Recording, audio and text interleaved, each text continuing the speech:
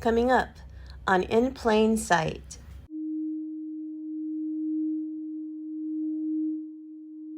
I want the world to change its mind, erase the labels and be kind, in a place we all belong.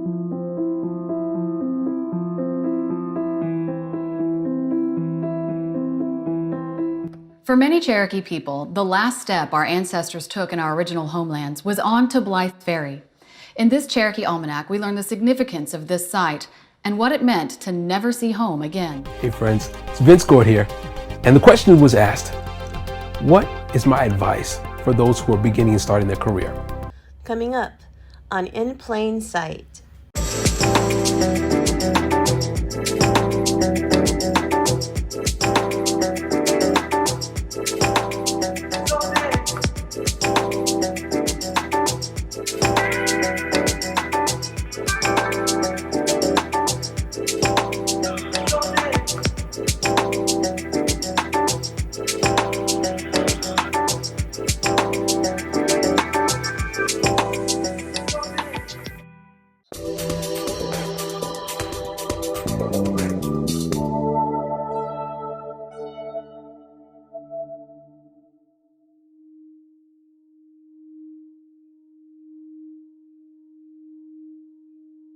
I want the world to change its mind, erase the labels and be kind, in a place we all belong. We're not hurting anyone. I hope that peace will find its voice, carry away through all the noise. If we're strong enough to speak, they'll see our beauty. Where do we go from here? I just need a reason to push on, tear down the smoke and mirrors, break through the barricade.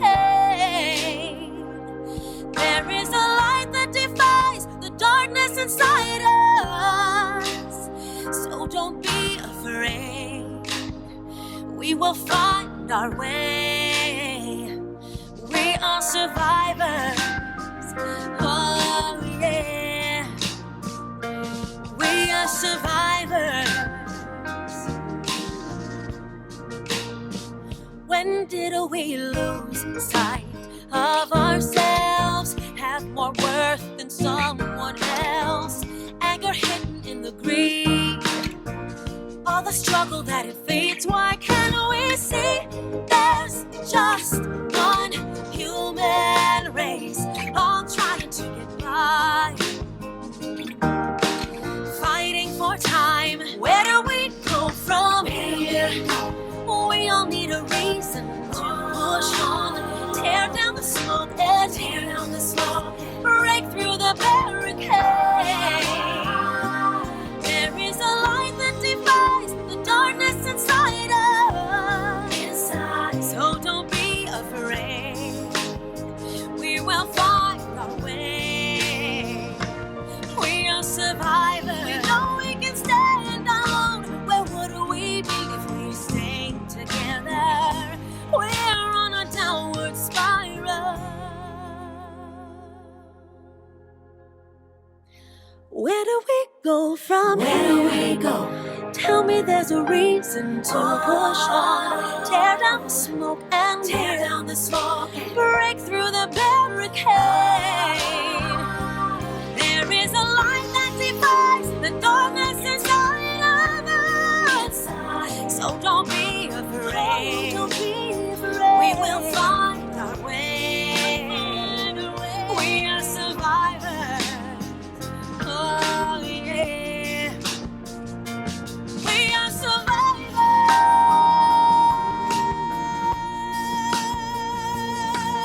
Survivors.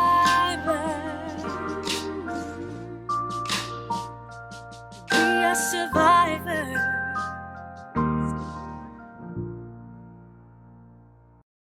Evangelism is happening all around the world, and our segment, Awakening Tokyo, demonstrates how the gospel is definitely spreading worldwide.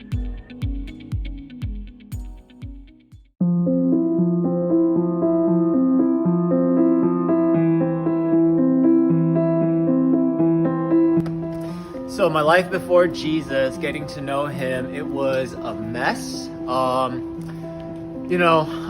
Just a rough childhood, just, growing up. I knew how to socialize. It was easy for me to make friends. I really think that I was blessed by God with this ability to talk to people, but it was just hard to just be open, right, about what was going on. I could not say no to things. It was difficult. And through that, I definitely had a lot of anger issues.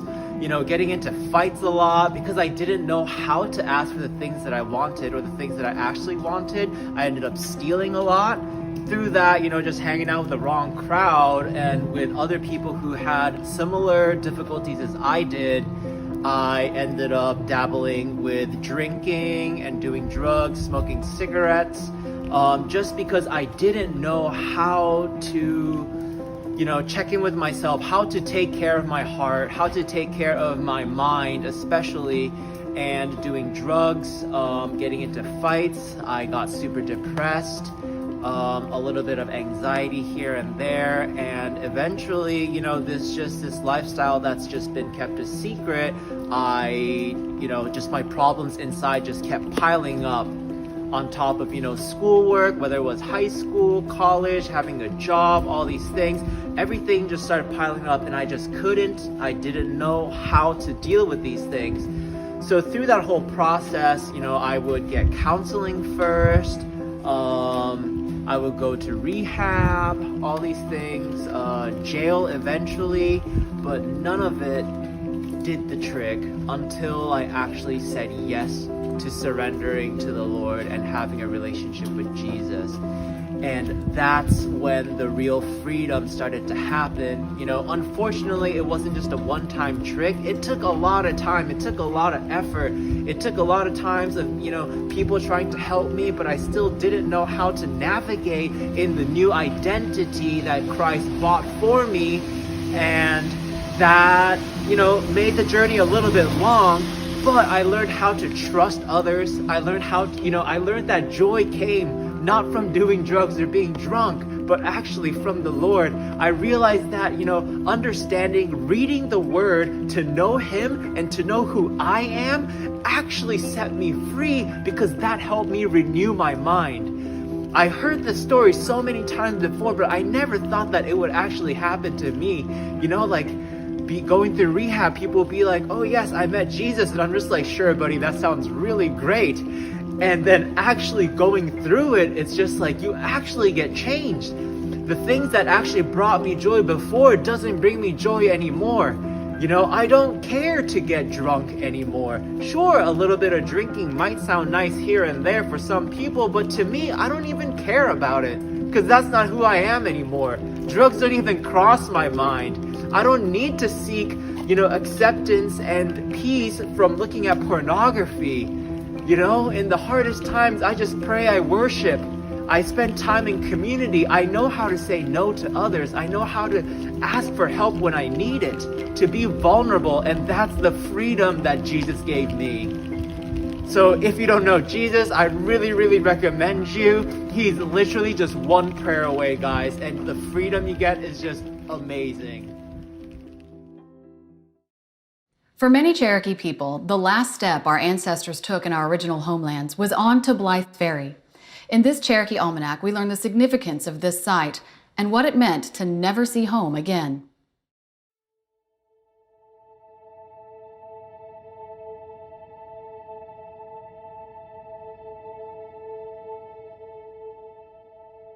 Along the Tennessee River, just south of where it meets the Hiawassee, is Blythe Ferry, an important site in the history of Cherokee people's forced removal from our homelands in 1838. That was the last part of where they were going to leave their nation. Blythe Ferry was established by a white man named William Blythe and his Cherokee wife, Nancy Fields. They were married in 1809, And shortly after that, they established the ferry and later became quite a large plantation. Blythe Ferry later became a major extraction point along the northern route during Cherokee removal. There were actually 4 routes that were used for removal. 2 of those were mostly land routes, but they had to use ferries in order to cross certain large waterways. At one point, there were 4 boats in operation at Blythe Ferry, loaded with people, wagons, livestock, and other supplies. The ferry's owners were paid for the ferry's usage in removing Cherokee detachments across the river. Principal Chief John Ross negotiated an agreement for Cherokee leaders to supervise removal efforts. 9 of the 12 detachments under the supervision of Chief John Ross crossed at Blythe Ferry. On October 16, 1838, Dr. John Powell of the Bushyhead Detachment complained that the ferry operators had been intentionally slowing down their progress in an effort to coerce more money out of the removal efforts. There were a total of 490 wagons and 3,868 horses that passed through this site. One of the descriptions is that at night they were camped 4 miles back to accommodate 60 or 70 wagons. In a letter to Chief John Ross, detachment leader George Hicks laid bare his thoughts on the evening before he crossed. We are now about to take our final leave and kind farewell to our native land, the country that the Great Spirit gave our father. We are on the eve of leaving that country that gave us birth. We are forced by the authority of the white man to quit the scenes of our childhood, and we bid a final farewell to it, and all we hold dear. I can imagine looking back how sad they would have been that they lived here for so long and to have to leave their home. It was our elders and it was our babies who died in the stockades and on the trail. So they had already experienced all of that. And they knew that they were leaving behind their ceremonial sites. They were leaving aside these home places where they had spent their entire lives, the rhododendrons in the mountains themselves, the caves. And so as they sat and waited for that ferry to take them away from their homeland forever, I can only imagine it was overwhelming sadness.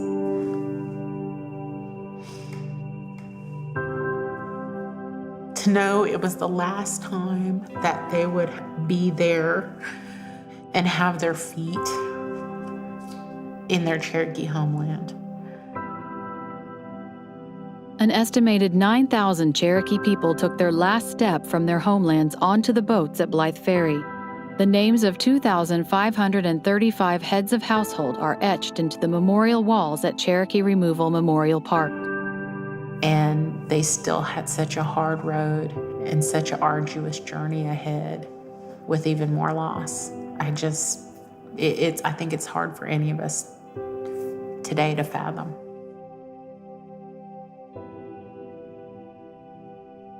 The last detachment of Cherokees crossed Blythe Ferry on November 12, 1838.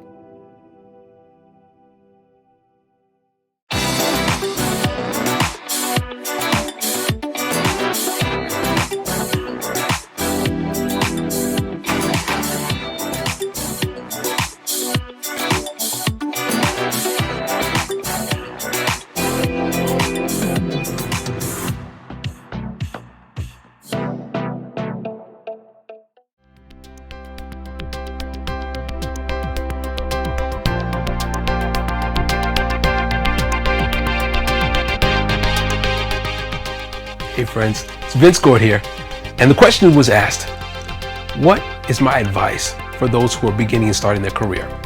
So I've got a little bit of alliteration for you. 3 words. First one is preparation. You cannot over-prepare for an opportunity that presents itself. Practice, practice, practice. The more that you gather and hone your craft, You make it so that when opportunity presents itself, that you are not lost or at a loss for words when it comes time for you to make your presentation.